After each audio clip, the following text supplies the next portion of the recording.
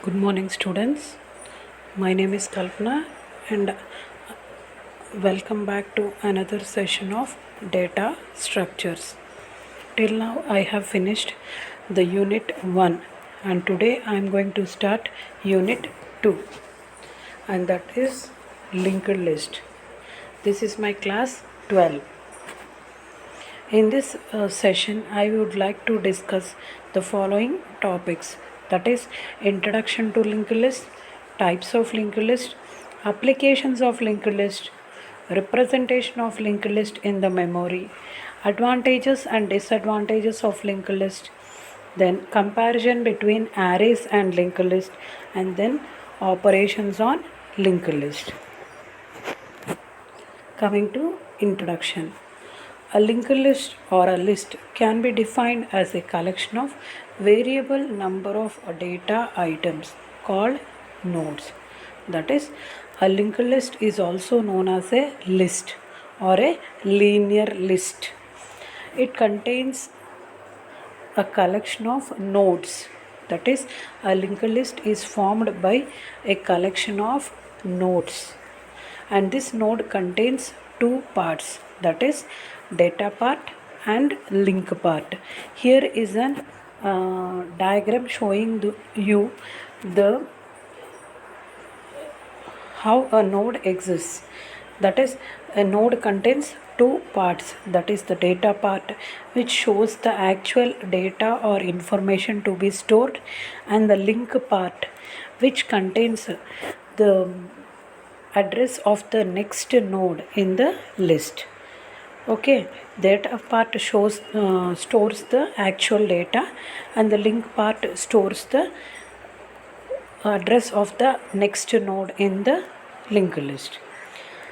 Lists are the most commonly used non-primitive data structures. So these linked lists are the most commonly used non-primitive data structures. And here is an example showing you a single linked list as example. Here is a collection of nodes. This is nothing but a linked list.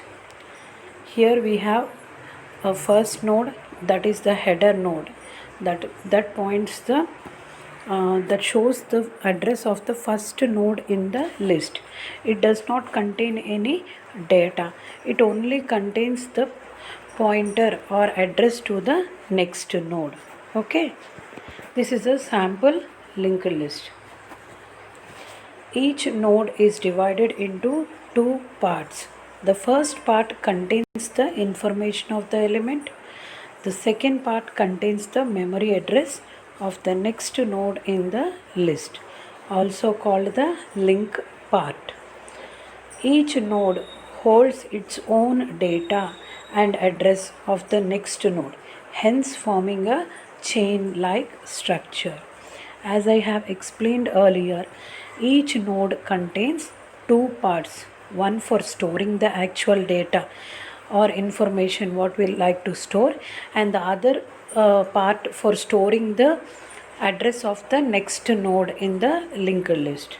Okay, the chain like structure, that is the link between the nodes, is maintained using the pointers. That is, the address of the second node will be stored in the first node, the address of the third node will be stored in the second node. Like this, the link between the nodes will be maintained, and the chain structure will be maintained in a linked list. Linked list and arrays are similar since they both store collection of data. Array is the most common data structure used to store collection of elements. Okay, the most common data structure till now we are using is the arrays. The data items in the linked list are not in consecutive memory locations. They may be anywhere, but the accessing of these data items is easier as each data item contains the address of the next data item. So here the Nodes in a linked list will not be in continuous memory locations. They may be scattered or they may be distributed in the memory, but the link among themselves is maintained using the pointers. That is, the address of the second node will be in the first node, the address of the third node will be in the second node. Like this, the link will be maintained among the nodes. They may be distributed in anywhere in the memory, but the link is maintained using the address field in the node. Since a node contains two parts, one for storing the data and other for storing the link, that is storing the address of the next node. Like this, the chain among the nodes is maintained. Okay, they will not be arranged in the sequential, that is consecutive memory locations. Next, a linked list is a non-sequential collection of data. It is a dynamic data structure. For every data item in a linked list, there is an associated pointer or header that would give the memory location of the next data item in the linked list. As I have told, for every node will have two parts, one for storing the data and other for storing the information of the next node in the linked list. The chain is, or the link among the link nodes is maintained like this. It is also known as a dynamic data structure.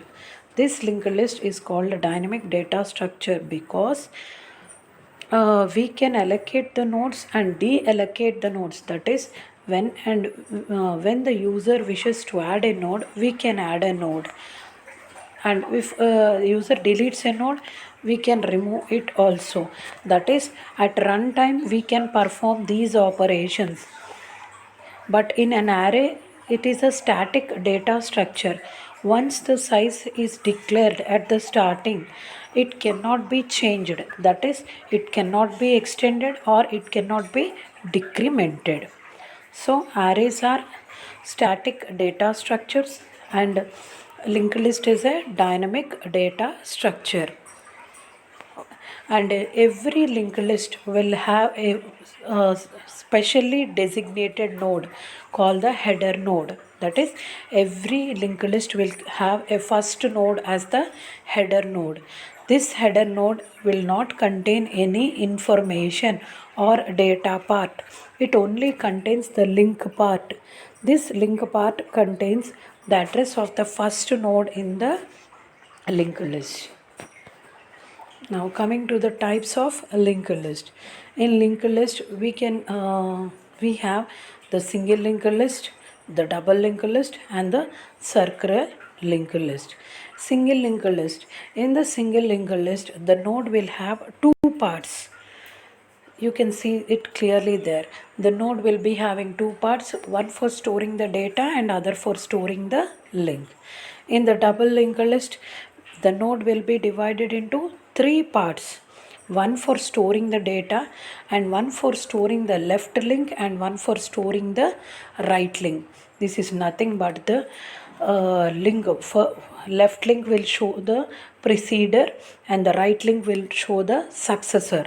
That is, this left link will show the nodes before this node, and the right link will show the nodes after it. Okay, that is, it is called as a two-way list. That is, we can move from front to back and also we can traverse from back to front. But in a single linked list, we can start from the header node and move till the end of the last node only. We cannot traverse back. Traversing means we cannot move front and back in a single linked list. We can move from starting node till the end node only. We cannot come back. That is, this is like a single road or a one way road. And double linked list is a two-way road. That is, we can move it in either directions. That is, we can start from the header node and move till the last of the nodes and there from there we can come to the front. It is a two directional or a bidirectional, whereas a single linked list is a unidirectional. Next, coming to circular linked list. In circular linked list, we can implement in two ways, that is circular single linked list and circular double linked list. These concepts will be explained clearly when and where the concept comes. Okay. Now coming to applications of a linked list. The following are the applications of linked list in computer science. That is implementation of stacks and queues, implementation of graphs, that is in the implementation of the data structures, stacks, queues and graphs, this linked list data structure will be used. Next, dynamic memory allocation. We use a linked list of free blocks, that is for allocating memory when and where the user wants, that is at the time of execution or at the time of running a program. If we want to allocate the memory, then we can use the linked list data structure. Next one, maintaining directory of names. For maintaining the names of the directories and its related files associated with it, we use the linked list data structure. Performing arithmetic operations on long integers, that is arithmetic operations are nothing but the plus, minus, division, modulus, these operations. When we perform these operations on long or big numbers, for storing such things we use the linked list data structure. Next one, manipulation of polynomials by storing constants in the node of linked list representing sparse matrix. See, for representing the sparse matrix also we use the linked list data structure. A sparse matrix is a matrix which is a contains maximum number of zeros as elements. That is, if we consider a m into n matrix or a 3 by 4 matrix or a 4 by 5 matrix, in this matrix maximum data members will be zeros. Only some numbers will be present, maximum digits will be 0. Such a matrix is known as sparse matrix. For representing such sparse matrices, we use the linked list data structures. Next, linked lists are also used to represent polynomials. That is, a polynomial is nothing but a form of number like this. You'll come across in maths such as ax square plus bx plus c plus so on. Like that, expressions will be there. These will be called as polynomials. And for representing these polynomials in computer science, we use the linked list data structure. Next one, represent very large numbers and operations of large numbers such as addition, multiplication and division. For representing big numbers, for representing addition or multiplication of and division of big numbers also, we use the linked list data structure. Linked lists are to implement stacks, queues, trees and graphs. For representing the stacks, queues, trees and graph data structures, we use the linked list. Okay, these are the applications of linked list. Now coming to the applications of linked list in real world. In real world applications means in our daily life also we will be using the linked list data structures. One is image viewer. Previous and next images are linked, hence can be accessed by next and previous buttons. That is, when we move, when we operate our camera or when we operate our phone, we move front and back to see the photos in our gallery. For such operations, the linked list data structures will be used. Okay, the links among the photos will be maintained using a linked list data structure so that we can navigate from front to back and from back to front. Next, previous and next pages in web browser. We can access previous and next URL searched in web browser by pressing back and next button, since they are linked as linked list. See, when we move or when we browse, we move from one page to another page and there to other. Like this we navigate. For navigating or searching in a web also, we use to move, or we press the keys to move front and back. For this navigation, the linked list data structure will be used. Next, music player. Songs in music player are linked to previous and next song. You can play songs either from starting or ending of the list. That is, in a music player also, we move when playing music in our home or in our house. What we do, we move from one song to another. We navigate, we press and move that side and this side, that is front and back, that is from previous node and also next song.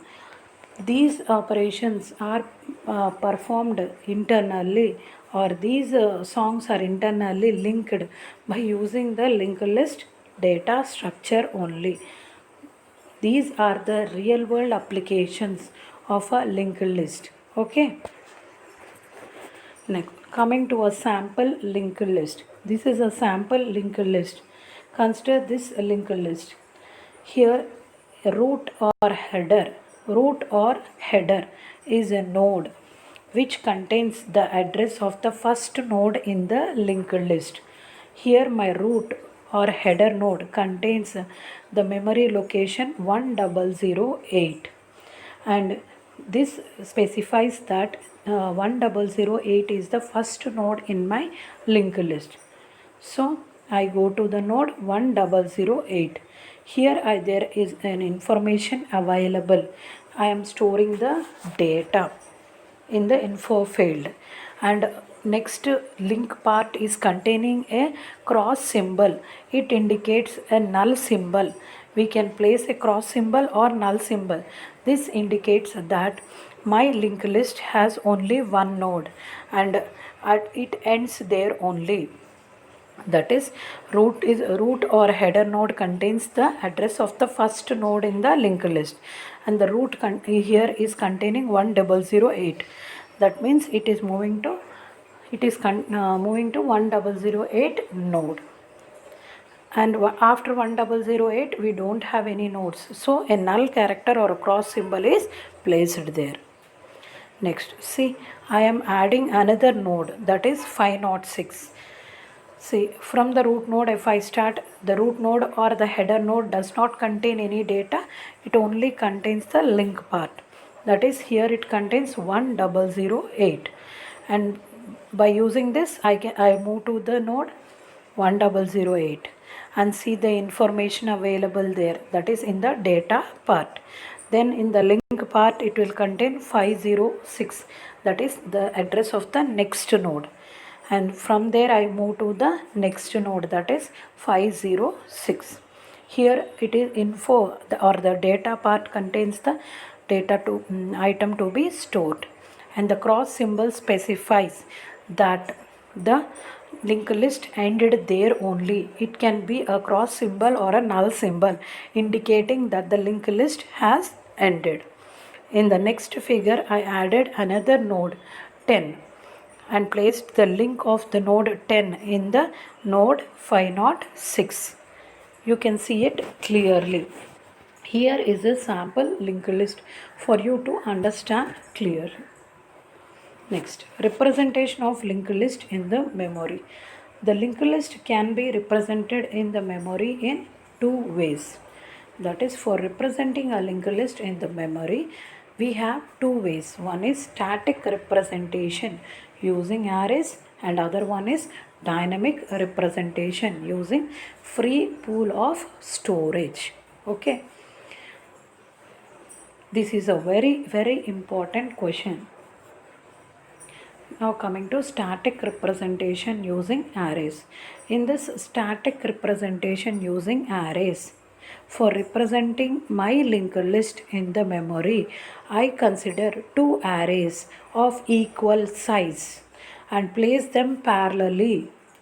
Okay, since my linked list contains a node and node contains two parts, one is the data part and the one is the link part.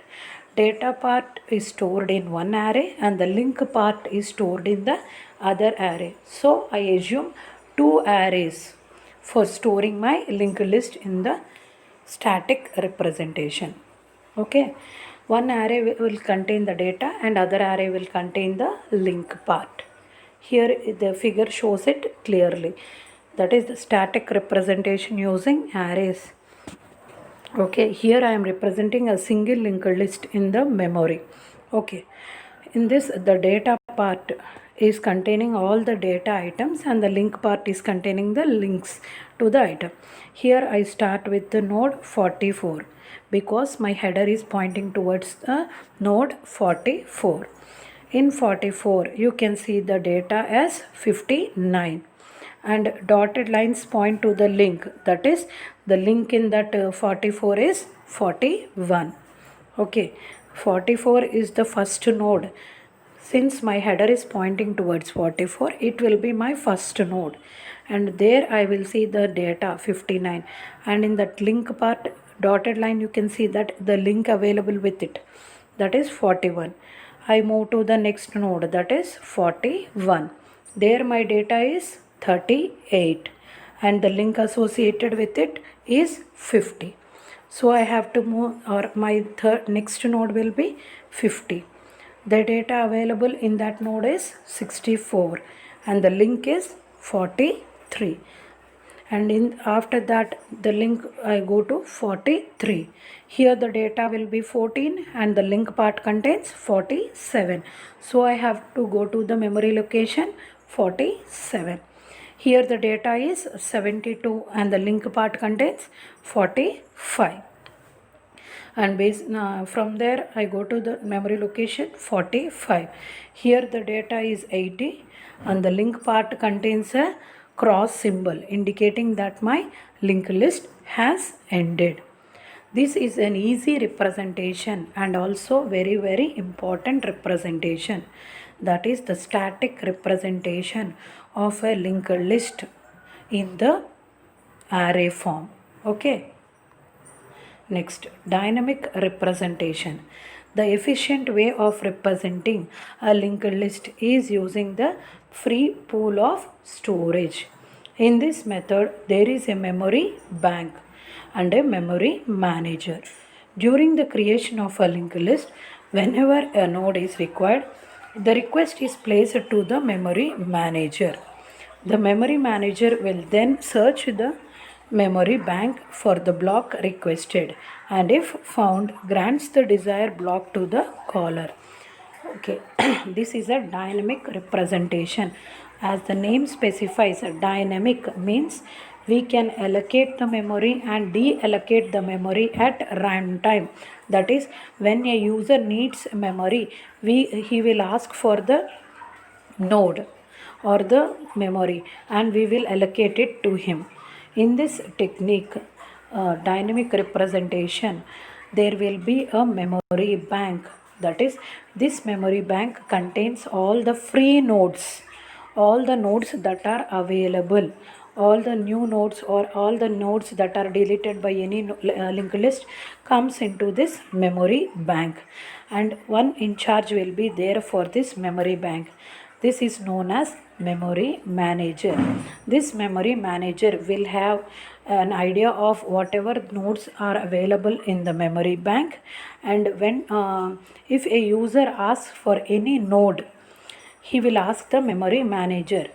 That is, I am creating a linked list internally, so I want a new node, so I will be asking the memory manager for the new node and the memory manager will search for in the memory bank if there is any node with the name I have asked. That is, I have asked a node xy And if the memory manager goes to the memory bank and searches for the node xy in the memory bank, if it is available, he will give it to the caller.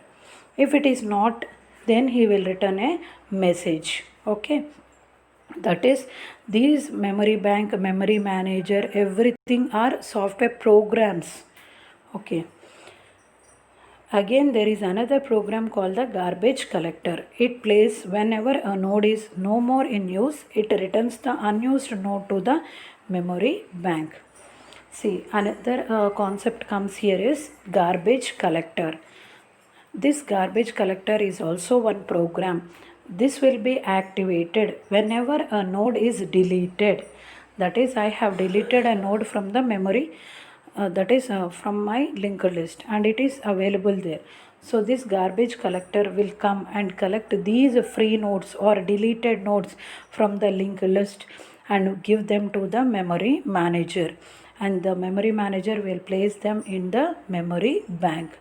When and where a new user will ask for the new node, then he will give it to the new user. Okay. It may be noted that the memory bank is basically a list of memory spaces which is available to a programmer. Such a memory management is known as dynamic memory management. The dynamic representation of a linked list uses the dynamic memory management policy. This technique which I have discussed till now, that is the memory manager, memory bank, garbage collector, this concept comes under the dynamic representation or dynamic memory management policy. That is, when a user needs a node, he will go to the memory manager, he will ask for the particular node. If that node is available, it will be granted to the user. Okay. This policy or this technique is known as dynamic memory management policy. The below diagrams will show you the allocation and deallocation techniques in the dynamic memory allocation. See, in this figure you will see that I have asked for a node xy, and the memory manager will check for that node xy in the memory bank. Since it is available, he will be giving to me. If it is available, he will be giving it to me. If it is not, he will return an error message. Since here it is available, the memory manager gives the node xy to me and I place it in the linked list. Okay, you can see it clearly, the newer to xy. The arrow marks are showing. This is the allocation of a node from memory bank to a linked list. Now coming to the returning a node from a linked list into a memory bank. Here in this linked list there are number of nodes. I want to delete a node x from this linked list. So I have deleted the node x, and this x will be taken by the garbage collector and given to the memory manager, and the memory manager will place this in the memory bank. Okay, returning a node from a linked list to the memory bank. This is a very important technique. This two, that is static allocation using arrays and dynamic memory allocation using free pool of storage, both are important. Next, coming to advantages of linked list. Linked list can grow and shrink during runtime. That is, we can increase it or decrease a linked list. Insertion and deletion operations are easier. That is, inserting a node and deleting a node are very easy in a linked list. Efficient memory utilization. That is, no memory will be wasted. If we want, we will take, otherwise we delete and give it to the memory bank. So no memory will be wasted and efficient memory allocation will be done. Next one, faster access time can be expanded in constant time without memory overheads. Faster access time, that is, we can for accessing any elements also there will be no delay. Now, disadvantages of a linked list. More memory is required to store elements in a linked list compared to an array. In an array, we will be storing only the elements, but in a linked list, we'll be storing the element as well as the link to the next node. So, more memory is required. Binary search cannot be applied to a linked list. A linked list takes more time in traversing of elements. Traversing means nothing but visiting all the nodes in a linked list. So, a linked list is a time consuming process for traversing. Next, comparison between arrays and linked list. I will just give a brief idea for you. You read the next concepts. Okay, array and linked list. Array is a static data structure. Static means the size of the array is fixed. Linked list is a dynamic data structure, means the size can be changed, the size can be varied. Okay, it is not fixed. Next, this array, if the size is declared, we cannot change during the runtime and memory wastage will be done. And in the linked list, if we want the memory or node, we will be taking at the runtime. So memory wastage will not be done and memory utilization will be maximum in that. Inserting and deleting an element in an array will be difficult, and inserting and deleting an element in a linked list will be easy. Okay, and inserting an element in the front position of an array will be very difficult, but in a linked list, inserting an element at any position, whether it is front, end or any position, will be easy.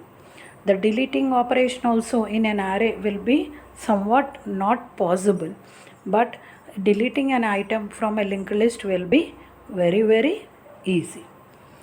And in array, it occupies less memory than a linked list since it only stores the data, but linked list occupies more space because it stores the data as well as the link part also. This is the very important question for you. Comparison between arrays and linked list. Okay. Now coming to the operations on linked list. The operations that can be performed on a linked list are creating a linked list, that is creating a new linked list with nodes. Next one, traversing a linked list. Traversing means nothing but moving from front to back and back to front is known as traversing, nothing but visiting all the nodes in a linked list.